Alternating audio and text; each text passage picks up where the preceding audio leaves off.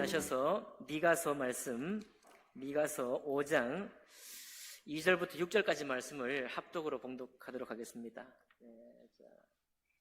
2절부터 6절에 있는 말씀을 구약 성경 1294쪽 가량에 있습니다. 1294쪽 가량에 미가서 5장 2절부터 6절까지 말씀 네 구절을 합독으로 봉독하겠습니다. 자, 함께 읽습니다. 시작. 베들레헴 에브라다야, 너는 유다 족속 중에 작을지라도 이스라엘을 다스릴 자가 내게서 내게로 나올 것이라. 그의 근본은 상고에 영원에 있느니라. 그러므로 여인이 해산하기까지 그들을 붙여 두시겠고, 그 후에는 그의 형제 가운데에 남은 자가 이스라엘 자손에게로 돌아오리니, 그가 여호와의 능력과 그의 하나님 여호와의 이름의 위엄을 의지하고 서서 목축하니 그들이 거주할 것이라. 이제 그가 창대하여 땅 끝까지 미치리라. 이 사람은 평강이 될 것이라. 아수르 사람이 우리 땅에 들어와서 우리 궁들을 밟을 때에는 우리가 7 목자와 8 군왕을 일으켜 그를 치리니, 그들이 칼로 아수르 땅을 황폐하게 하며 니므롯 땅 어귀를 황폐하게 하리라. 아수르 사람이 우리 땅에 들어와서 우리 지경을 밟을 때에는 그가 우리를 그에게서 건져내리라. 아멘. 말씀과 예배를 위해 기도하겠습니다. 살아계신 하나님 아버지, 오늘 이 주님의 성령께서 기록하신 말씀 가운데 하나님께서 어떠한 분이심을 나타내 보이시고 밝히 깨달을 수 있도록 인도해 주셔서 하나님과 함께하는 우리에게 놀라운 축복과 은혜가 될 수 있도록 역사해 주옵소서.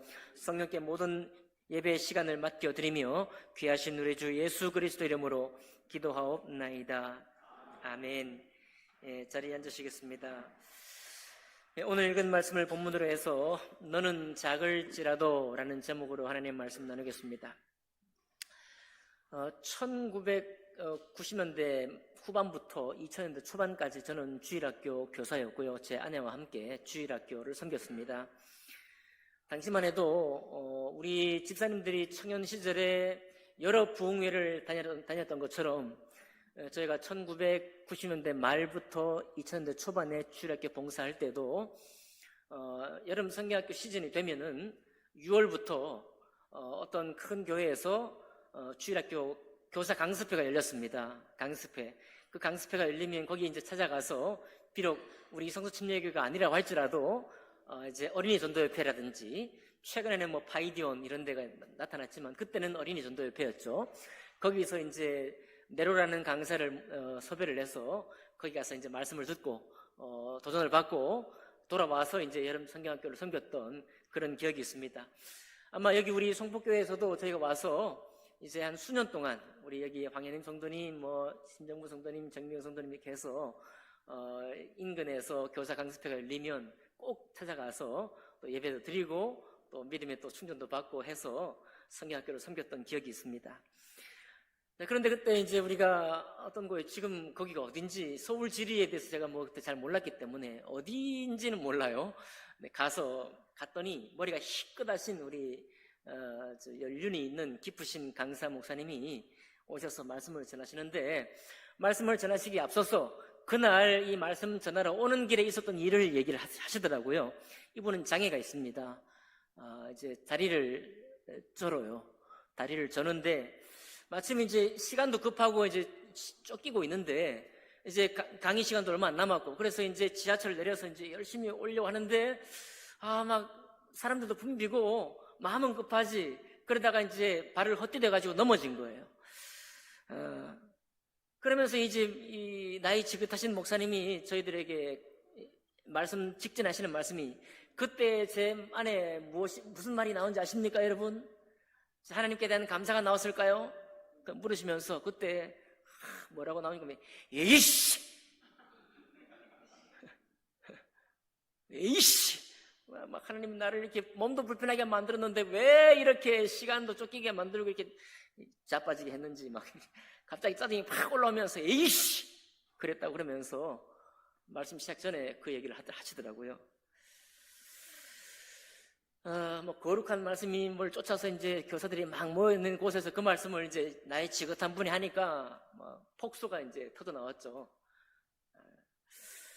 그 신앙에서 위대한 이제 목사님이 저렇게 또 연륜도 많은 목사님이 우리가 하는 거랑 똑같은 그 방식으로 반응을 하는 걸 볼 때 오히려 자중이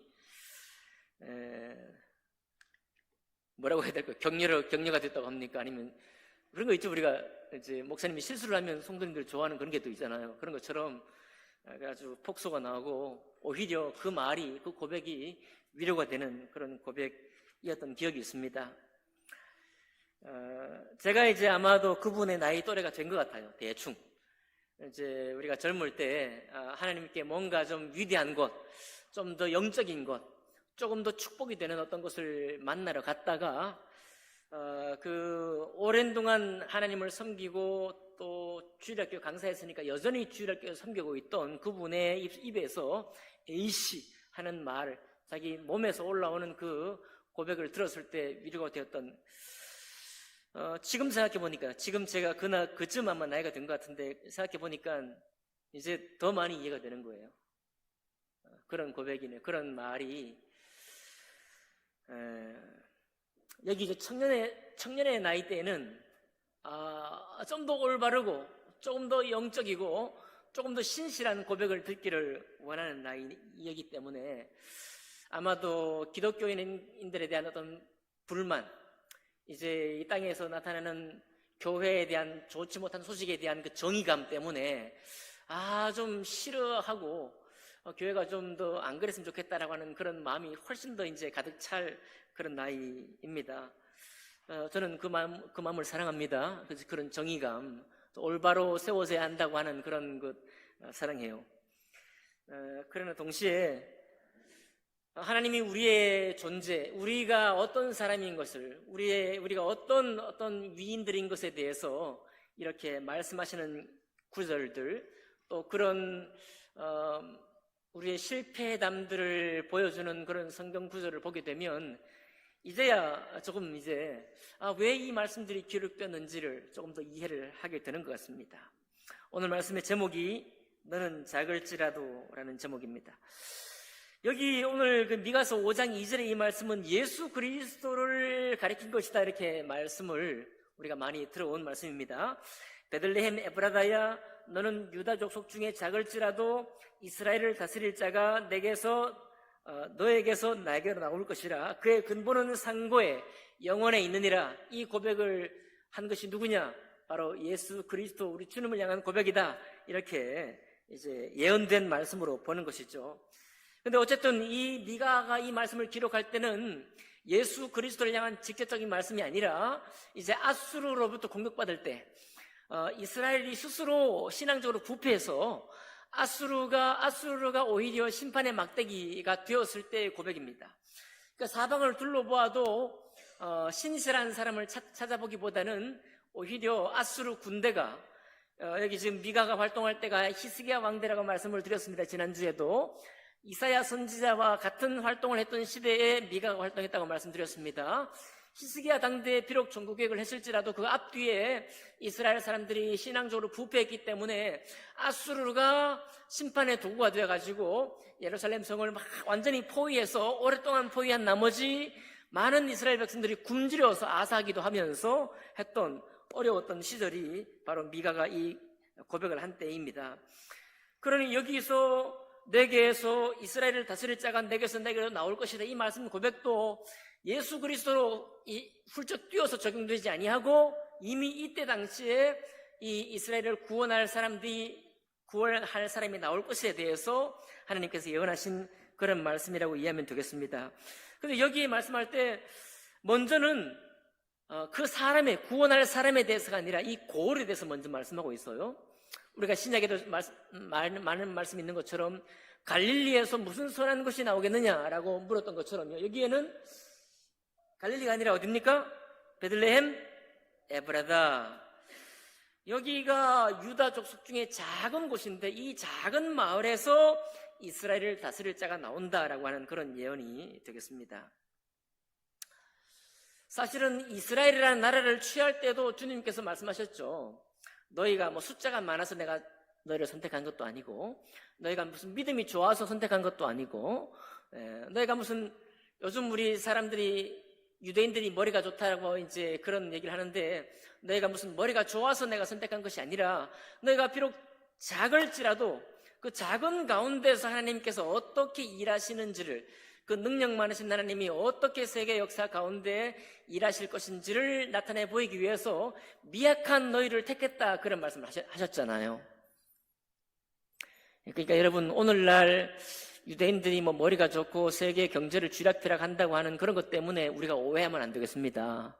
그거는 성경의 민족이 되어서 그렇지, 성경의 민족이 될 가능성이 있어서 하나님이 이스라엘을 택한 것이 아닙니다. 전적으로 오히려 미약하고 미약한 나라를 택하셔서 하나님이 계셨기 때문에, 하나님을 믿기 때문에 그와 같은 은혜가 있다고 봐야 되겠죠.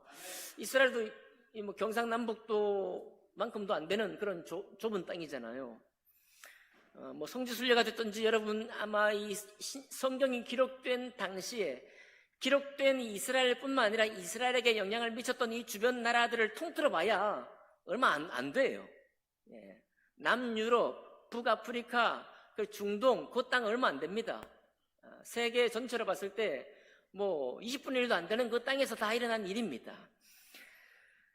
땅의 작음과 상관없이, 그 민족의 큼과 작음과 상관없이, 능력 많고 적음과 상관없이 주님이 그 나라를 취했고 그 백성을 선택한 것이죠. 뭘로?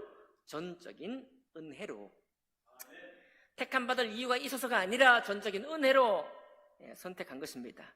동시에 오늘 베들레헴 에브라다라는 이 땅도 이스라엘 땅 중에 무슨 유명한 귀족이나 왕족이 살아서가 아니라 이 미약하고 작은 땅 중에서 이스라엘을 다스릴 새로운 통치자가 나올 것이다 라고 고백을 하고 있는데, 여기 오늘 그 말씀을 하면서 너는 유다 족속 중에 작을지라도 라고 말하고 있습니다.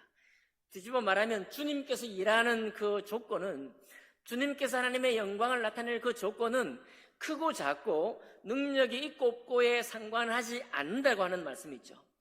이것이 하나님께 왜 전능하시다고 하는 고백을 우리가 하게 되는가를 잘 나타내 보여주고 있습니다.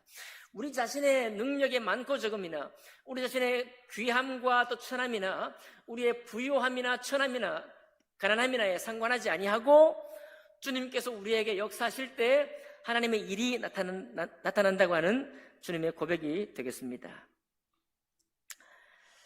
사실 이런 말씀은 뭐 성경에 도처에 볼 수 있죠. 우리가 5월 가정의 달에 보았던 모세를 통해서도 우리가 살펴볼 수 있었죠. 모세는 뭐 우리가 또 이렇게 얘기합니다. 모세는 그래도 이집트에서 수많은 학문을 다 배운 사람이 아니냐. 사도 바울처럼 가말리엘의 문화에서 배워서 율법을 정말 잘 알았던 해박한 학자가 아니냐, 이렇게 말하지만은 모세가 하나님의 일에 쓰임 받기 위해서 80세가량에서 하나님이 불렀을 때 모세가 가진 것은 아무것도 없었습니다. 모세는 자신감도 전혀 없었습니다. 그래서 하나님께 나는 적임자가 아니라는 말을 계속해서 반복해서 하잖아요. 나는 입이 둔하고 나는 말도 잘 못하는 사람입니다 라고 말하면서 계속해서 그것을 거절하려고 했던 모세를 봅니다. 이사야 선지자는 어떻습니까? 이사야 선지자는 이사야 6장 5절에 보면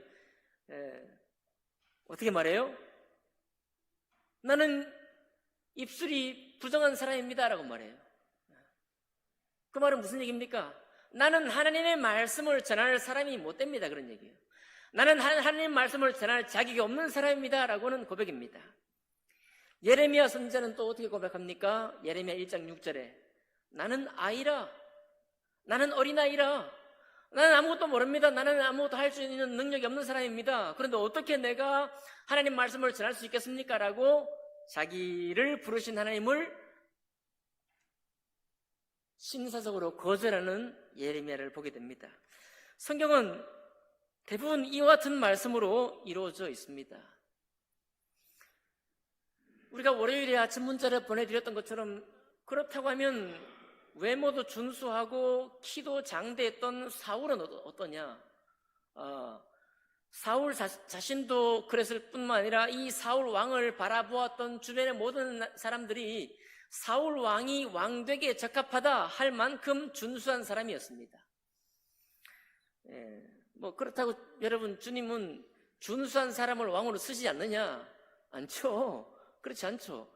하나님은 가난한 사람도 쓰실 수 있다, 이 말은 부유한 사람도 쓸 수 있는 분이라는 얘기죠. 준수하고 키가 크고 장대했던 사울도 주님이 쓰셨습니다.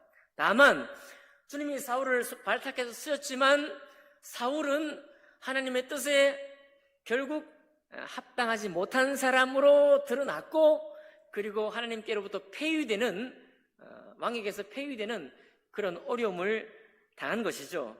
누구든지 하나님이 쓰실 만한 사람이지만 하나님의 은혜를 알고 그 은혜를 따라가는 사람은 하나님께 쓰임받는 사람이 될 것이고, 그 은혜로부터 잊어버리고 떠나는 사람은 그렇지 못하게 된다는 그런 말씀이 되겠습니다. 성경에는, 특별히 신약 성경에는 어떤 얘기가 많이 나오는가 하면 전에는 이랬는데 지금은 이렇다라고 하는 말씀이 종종 나오죠. 특별히 에베소의 말씀이 자주 나옵니다. 전에는 너희들이 하나님을 알지 못하는 이방인이었더니 이제는 그리스도의 피로 우리와 하나가 되었다. 전에는 너희가 육체 욕심을 따라 지냈더니 이제는 너희가 주님의 은혜 안에서 하나님 안에 은혜 받은 사람이 되었다. 그런 얘기가 자주 나옵니다. 여러분과 저도 이제 그런 고백을 하는 사람들인 거죠. 똑같은 고백입니다. 전에는 우리도 주님에게는 외인이었고 주님 은혜 밖에 있던 사람이었더니 이제는 그리스도 예수를 주로 고백한 이후에는 내가 이제 주님과 함께 하나님의 자녀된 사람이 되었습니다라고 고백을 하는 사람들이죠. 그래서 이제 이렇다 보니까 아까 우리 그 목사님 예를 들었는데, 전에는 저도 그런 말씀을 전했던 기억이 있어요. 베드로가 참 천국에서도 좀 얼마나 좀 마음이 불편할까 그런 생각 해봤습니다. 왜냐하면 모든 천만인이 베드로의 이전 그 고백을 알잖아요.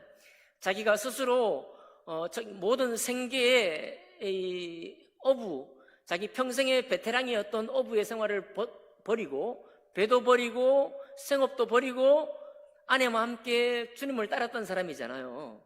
그것만 해도 대단한데 그렇게 따랐던 베드로가 신약 성경에 기록된 것을 보면 정말 너무 부끄러운 일들이 많잖아요.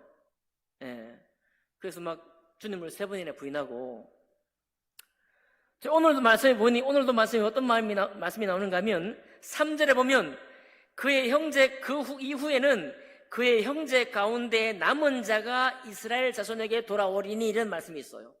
구약에는 또 여러 번 남은 자에 관한 약속이 많이 나옵니다.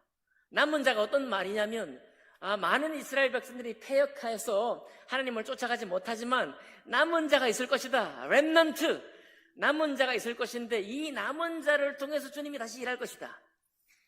엘리야가 나만 이제 남았다라고 고백했을 때 하나님께서 너 이제 엘리사를 세우면 되지 않냐 이렇게 말하면서 바알에게 무릎을 꿇지 않은 7천의 사람이 남아있다라고 이제 위로하지 않습니까? 그러니 우리 눈에 보이지 않지만 7천의 사람이 남겨져 있다, 이런 말씀을 들으면서 우리 청년의 가슴 속에는 어떤 마음이 생기는가 하면, 그렇지, 나만큼은 남은 자에 속해야지, 나만큼은 7천에 아직은 이름이 없을지라도 주님을 진실하게 고백하는 사람이 되어야지, 많은 넘어지는 사람들처럼 그런 길에 서 있지 말아야지. 자, 좁은 길로 가자 이렇게 말하니까 그렇지, 넓은 길에 가지 말아야지, 나만이라도 좁은 길에 서야지 라고 하는 이런 말씀에 도전을 받습니다. 그 도전으로 우리는 더 많이 말씀을 묵상하기를 원하고, 더 많이 믿음으로 순종하기를 원하고, 더 많이 우리 주님의 말씀을 깨달으려고 애를 쓰는 것이죠. 그러니까 그 동기는 선한 것입니다. 그리고 그 추구도 아름다운 거예요. 그 정의감도 너무나 주님께서 사랑하시는 것입니다. 근데 조금 이제 꺾어서 보니까, 죄송해요. 이해하고 들어주세요. 좀 꺾어서 보니까 그 정의감 너무 사랑스러운 것인데 동시에 이제 은혜를 조금 더 많이 알아가게 된다는 것입니다. 베드로가 너무 고마운 거죠. 그래서 나는 베드로처럼 안 살아야지. 베드로는 천국에서도 좀 민망하겠다. 그런데 그게 아니라 베드로는 지금 생각해 보니까 천국에서도 참 너무 찬양할 것 같아요. 비록 자기의 생애는 수많은 사람들에게서 이전에는 내가 주님 믿겠다고 따라갔지만 그렇게도 믿음이 없어가지고 위협이 올 때 한 번만 부인했으면 내가 말도 안 하겠다. 두 번만 부인했어도 내가 말도 안 하겠다. 세 번 부인한 건 너무 심했을 뿐만 아니라 세 번째 부인할 때는 저주까지 하면서 내가 부인했으니 야 내가 정말 쥐구멍에도 숨고 싶다 라고 했을 것 같은데 오히려 이 베드로가 너무 고맙다. 베드로 고맙다. 그런 생각이 이제 드는 것이죠. 왜냐하면 여러분 제가 다시 말씀드립니다. 저는 청년의 그 정의감을 사랑합니다. 여러분에게서도 내가 좀 더 주님 말씀 앞에 새로운 사람이 되어야 되겠다는 소망을 가지고 뭔가 말씀을 읽고 이제 기도를 하고 이제 교회를 섬기는 더 열심히 섬기고자 하는 그런 마음 품어지기를 바라고요. 그렇게 더 아름답게 섬기는 여러분이 되시기를 바랍니다. 근데 섬기는 과정에서 이제 분명히 베드로도 다른 사람과 달랐습니다. 자기는 생계에 집착되어 있지도 아니했고 배도 버려두고 부모님도 잠깐 이제 다른 사람에게 맡겨두고 오직 예수님만 따라갔던 사람이잖아요. 그죠? 근데 이 베드로가 정말로 전에는 이랬는데 지금은 내가 주님 은혜의 사람이 되었다라는 고백을 언제 제대로 하게 되었는가 하면 오순절 성령 강림 이후에 했단 말이에요. 오순절 성령 강림 이후에 이제 그랬더니 이제 말씀의 문이 열려서 베드로가 설교하니까 3,000명이 구원받기도 하고 베드로가 요한이 있는 곳에 지나가는데 그림자만 밟고 자는 마치 예수님처럼 말이죠. 예수님처럼 사도 요한과 사도 베드로가 지나가는데 그들의 옷 그림자만 밟아도 내가 어떤 기적이 일어나지 않을까 이런 믿음이 있을 만큼이나 베드로는 유명해진 사람이 되었어요. 대단하죠? 그랬던 베드로인데도 불구하고 이렇게 놀라운 은혜로 질적으로 완전히 다른 사람이 되었는데도 불구하고 또 실수해. 언제 실수합니까?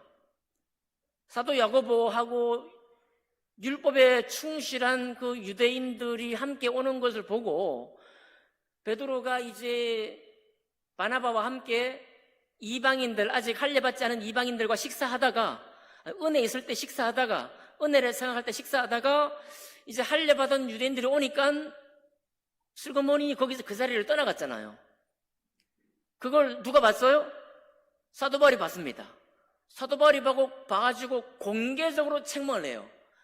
너희가 은혜 받았다는 사도요 하나님의 정말 제자라고 하면서 왜 다시 주님께서 허물어 버린 할례 율법 이방인과 우리의 모든 담을 다 헐어버린 예수의 은혜를 다시 율법으로 그걸 깨뜨리느냐 하면서 사도 바울이 책망하는 장면을 보게 됩니다. 근데 베드로는 여러분 초대 교황이라고 할 수도 있고 예수님의 수제자이고 주님이 친히 베드로에게 천국 열쇠를 주겠다고 약속도 했고 베드로의 믿음의 고백 주는 그리스도시요 살아계신 하나님의 아들이시니이다 그 고백 위에 주님의 교회를 세우겠다고 했으니 베드로보다 더 위대한 사도는 없는 것입니다. 그럼에도 불구하고 주님께서 베드로에게 그와 같은 민망한 장면들을 은혜 받기 전에는 진짜 심하게 했고 은혜 받고 영원히 놀라운 사역을 이루는 가운데에서도 슬그머니 피해가는 그런 안타까운 장면들을 우리에게 기록해 두셨다 이거예요. 왜 그러시냐? 여러분과 저는 본질상 은혜 받고 주님께 구원의 은혜를 입고 힘있게 사역하는 가운데에서도 아까 첫 번 말씀드렸던 그 목사님처럼 이제 당장에 내 마음속에 떠오르는 것이 무엇이냐? 당장에 내 입술 속에서 나타나는 것은 무엇인가 하면 믿음과 은혜의 말씀으로 순화된 것이 아니라 에이씨 이런 게 올라온다는 거거든요. 이제 환갑이 지나신 우리 지긋하신 분들은 다 이제 정직하게 고백할 수 있을지 몰라요. 야, 내가 진짜 믿음으로 살려고 애를 쓰고 지금까지도 믿음 안에 또 하나님 앞에 너무 죄송해서 주님 앞에 믿음으로 정말 반응을 하지 못하는 것은 너무 죄송스럽게 생각하는 거 있는데 바로 그것이야말로 이제 죄송스러워하는 것도 하는 것이지만 그 순간 내가 주님의 은혜를 고백할 때라는 것이죠. 그 목사님이 그렇게 우리 이제 열망 중에 주일학교를 어떻게 잘 섬길까 하고 온 사람들에게 자기의 실패담을 자랑스럽다기보다는 공개적으로 말하는 그 이유는 뭐냐면 그 자가 어떻게 하면 더 열심히 신실하게 섬길까 하고 딱 이렇게 준비되어 있는 사람들에게 뭐를 끼치느냐? 여러분, 잘 섬기려고 하려는 여러분과 저의 노력으로 섬길 수 있는 것이 아니고 무장해서요. 탁 풀어버리는 거예요. 우리가 어떤 사람이고 주님은 어떤 사람인지를 그때 탁 풀어버리는 겁니다. 야, 내가 비록 목사가 되어서 그리고 이 장애를 된 몸을 가지고 목사가 되었으니 얼마나 은혜를 받았겠어요. 이게 또 장애를 조금 더 제가 또 이상하게 말하는 겁니까? 그러지 말길 바라요. 뭐 그냥 일반 사람이나 장애된 사람이나 볼 때 그래도 더 은혜를 받은 것 같잖아요. 제가 이해를 잘못했으면 용서해 주시고요. 그 큰 은혜를 받고 이제 주님께 헌신까지 하고 이제 수많은 사람들에게 나타나서 많은 사람들에게 은혜를 끼치는 주일학교 교사들, 헌신된 사람들에게 은혜를 끼치는 목사가 되었으니까 웬만하면 감추고 싶지 않겠어요. 우리 생각이라면 우리 한국 사람들 체면이 얼마나 소중합니까? 자, 은혜 그리고 좀 신실하고 영광스러운 것만 딱 나누고 싶은데 거기서 그걸 탁 터뜨리니까 모든 사람이 갑자기 무장해제 탁 풀리면서 오히려 그 모든 자리가 은혜의 도가니, 주님을 더욱더 열린 마음으로 받아들일 수 있는 시간이 된 것입니다. 여러분과 저도 이 주님을 섬길 때 우리가 그와 같은 사람이 점점 되어 간다는 거예요. 지난번에 말씀드렸지만 아모스는 농사꾼입니다. 선지학교에 훈련받은 사람이 아니고 신학교 졸업한 사람도 아니에요. 신학교 졸업한 사람들이 다 엉뚱한 얘기를 하니까 우리 주님께서 원픽을 해서 한 사람 찍어서 하나님의 말씀만 전하라고 이제 불러일으킨 사람이 선지자 아모스입니다. 농사꾼이에요. 사울은 준수하고 키가 크고 왕이 될 만하다고 했을 때, 여러분 우리 옛날 그 삼국시대, 삼한시대 이럴 때는 이싸금이라고 해가지고 이빨 튼튼한 사람이 왕이 됐다고 그러잖아요. 믿거나 말거나 우리 옛날에 국사 시간에 그렇게 가르쳤거든요. 선생님들이. 이빨이 딱 깨물었을 때 고르게 난 사람들, 이런 사람들은 건강하고 또 오복이라는 축복이 있잖아요. 이빨의 축복이 엄청난 거거든요. 구내염에도 안 걸렸나 이렇게 이제 그런 게 있잖아요. 근데 다윗은 뭐 키도 작고 뭐 얼굴도 붉고 남자답지도 못하고 뭐 이렇게 이렇게 뭡니까 자기 몸을 막 가꾸는 것도 한 것도 아니고 그런 사람인데 주님께서 다윗을 크게 씌웠잖아요. 그렇죠?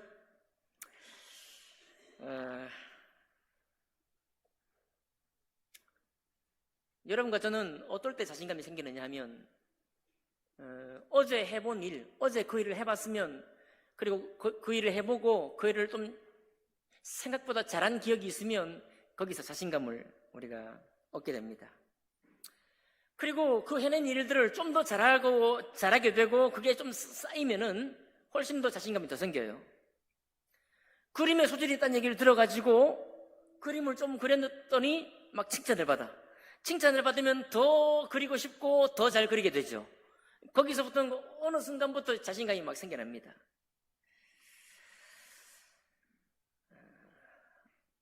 그런데 이사야는 왜 그렇게 거절하려고 했을까?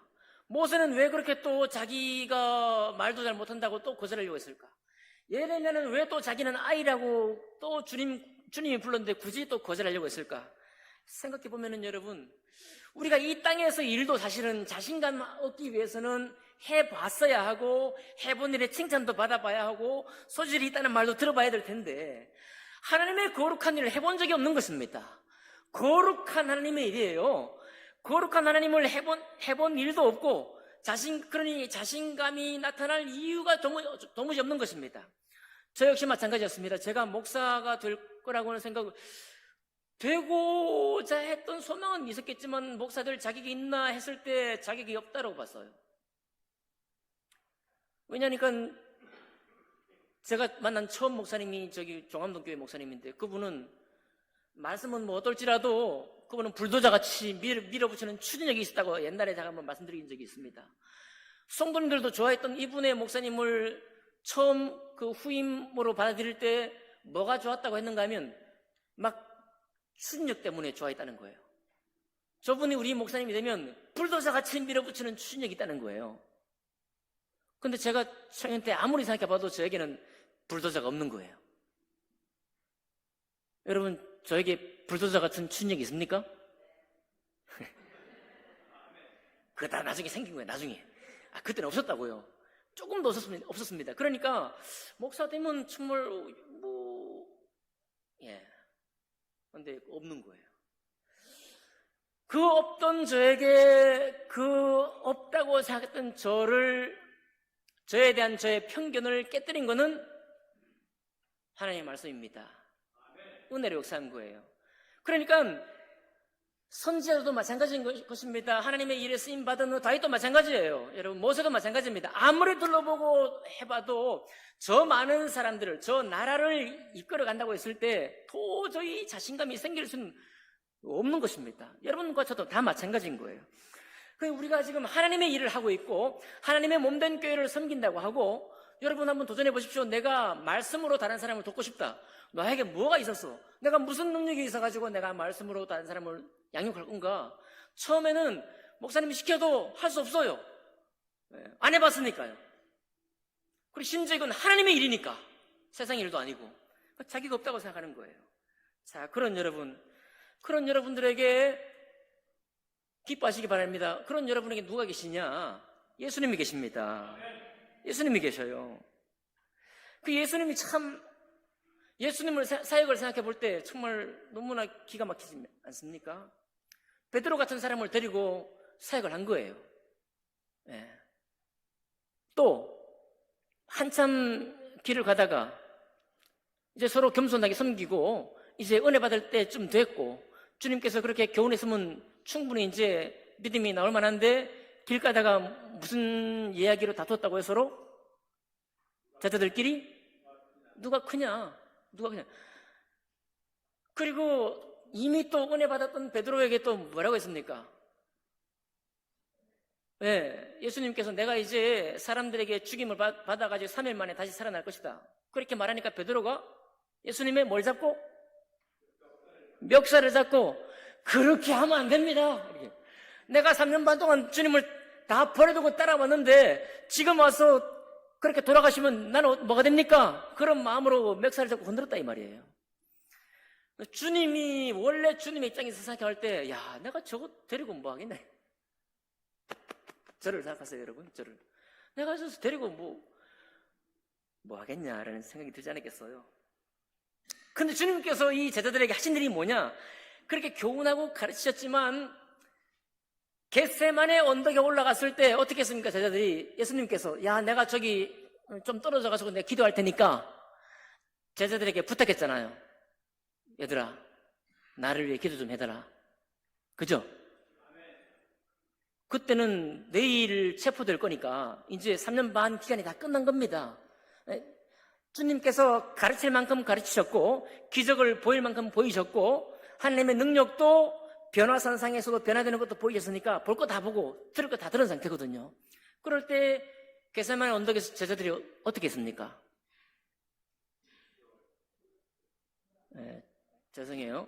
이럴 땐 좀 실감나게 말을 해야 돼요. 자빠져 잤습니다. 주님은 내일 십자가에서 그 밤에 이제 잡혀갈 거잖아요.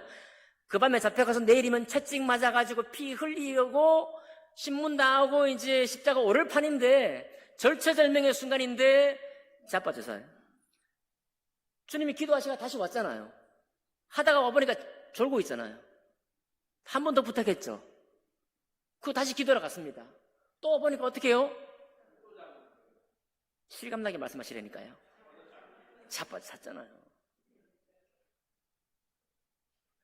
그 사람들을 데리고 무슨 하나님의 일을 하겠습니까? 그런데 주님께서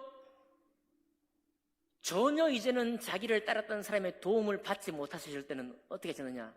혼자 일을 하셨어요. 혼자 땀이 피가 되도록 겟세마네 언덕에서 기도하셨고, 십자가에 오르실 때는 제자들은 어디 있었어요? 십자가 어떤 일이 있을까 하고 왔다가 점점 더 멀리, 그 근처에 있던 제자들이 있었지만 제자들보다는 사실은 여인들이 훨씬 더 가까이 있었죠. 마리아와 막달라 마리아를 포함해서 여인들이 훨씬 더 그 주변에 있었습니다. 그거 다 떠나갔을 때 혼자 십자가 위에 감당하실 때는 당신 혼자 감당하셨어야 되잖아요. 그렇죠? 그러니까 함께 하셨던 모든 무리가 아무도 없었어도 7천의 남은 자가 있다고요? 뭐가 남아? 아무도 안 남아 있었습니다. 구약에서 수많은 말씀 속에 남은 자를 데리고 남은 자와 함께 사역할 것이다 라고 말씀하셨지만은 주님께서 정작 결정적으로 십자가 일을 하실 때는 남은 자만 아무도 없었습니다. 전부 다 도망한 사람만 있어요. 아무도 남지 않았을 때 주님만 혼자 그 일들을 감당하셨습니다. 그리고 다시 사흘 후에 부활하셔서 한 일이 뭐냐면 베드로한테 너 그럴 수 있냐? 라고 하는 것이 아니라 고기를 같이 잡으시고 고기를 같이 나누셨잖아요. 생선 잡아 구워서 같이 서로 떡을 떼어서 먹이고 당신도 드시고,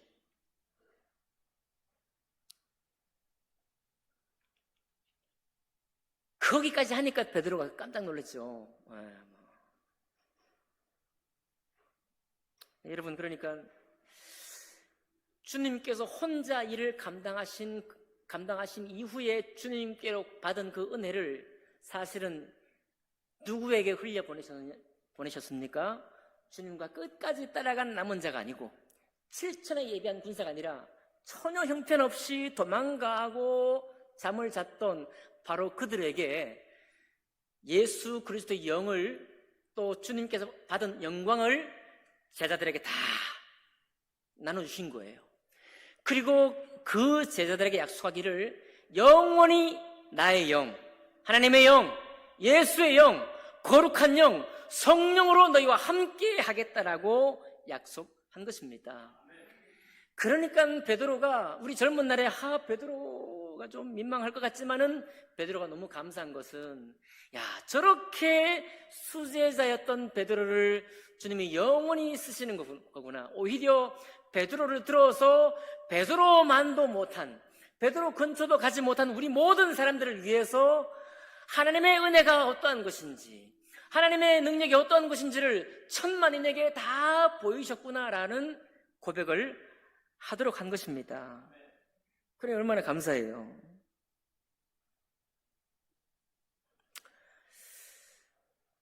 며칠 전에 안톤 체홉이라는 러시아의 작가의 쓴 희곡 중에 바냐 삼촌이라는 희곡을 봤습니다. 거기 보면 아무튼 어떤 그 좀 여자가 의사를 흠모하는 장면이 나오는데 너무너무 이 의사를 흠모해가지고 사랑한 지가 너무 오래된 거, 혼자 사랑하기가 한 지가 너무 오래됐습니다. 근데 어느 날 이 의사는 아무 생각이 없고, 근데 의사가 이제 이 아이 여인에게 이제 머리를 쓰다듬고, 그냥 사랑해서가 아니라 그저 친근한 표시로 머리를 쓰다듬고 손을 잡은 그거 가지고 몇 개월 동안 그 자기를 잡아준 손, 요즘도 그런 고백 많이 하죠. 자기를 잡아준 손, 그때 쓰다듬은 머리, 그 느낌 잊지 않으려고 마음에 품고 있는 거예요. 연인의 감정 그런 거 있죠? 사람인데도, 사람이 사람의 사랑을 받는데도 그 쓰다듬은 손길이며 악수한 그 느낌을 잊지 않고 간직하려고 애를 쓰지 않습니까? 여러분, 예수님께서 우리를 사랑하신 그 사랑이 영원한 사랑으로 우리를 보듬으시고 우리를 품으신 것입니다.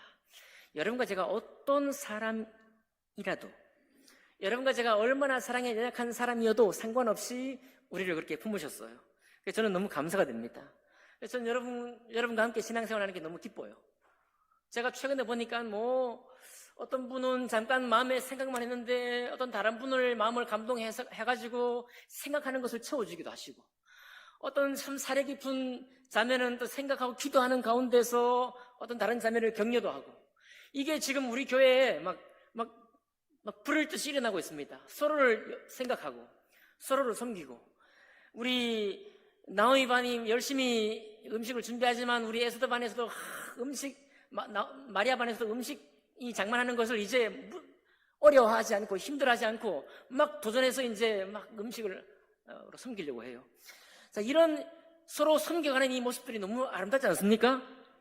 너무 아름다워요. 우리가 홀로 있을 때는 약하고 내가 뭘 할 거냐 하지만은 우리가 섬기고 믿음 안에서 하고 있는 이 일들이 얼마나 서로에게 축복이 되고 격려가 되는지 모릅니다. 그렇죠? 여러분이 전 너무 좋습니다. 여러분들 제가 좋습니까? 파스칼은 사람은 생각하는 갈대라 그랬어요. 파스칼이 사람은 생각하는 갈대라, 그 뜻이 뭐냐? 사람은 약한 사람이다.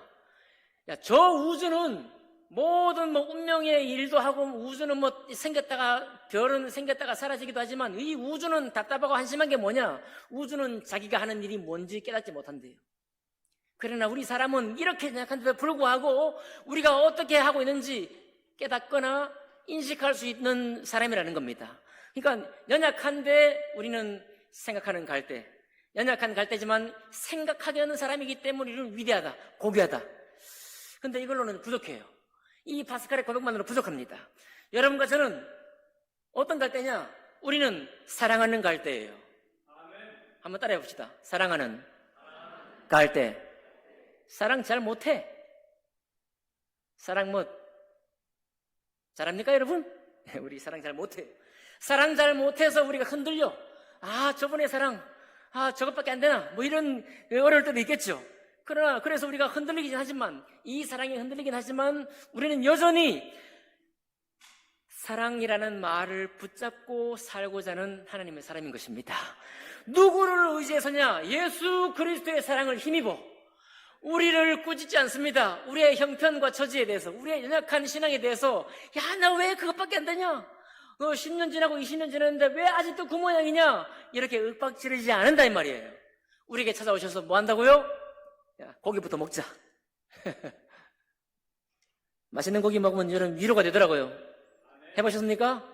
기분도 안 좋고 짜증나고 그러면은 맛있는 거 드세요. 그러면 기분이 쫙 좋아져요. 사람 별거 아닙니다.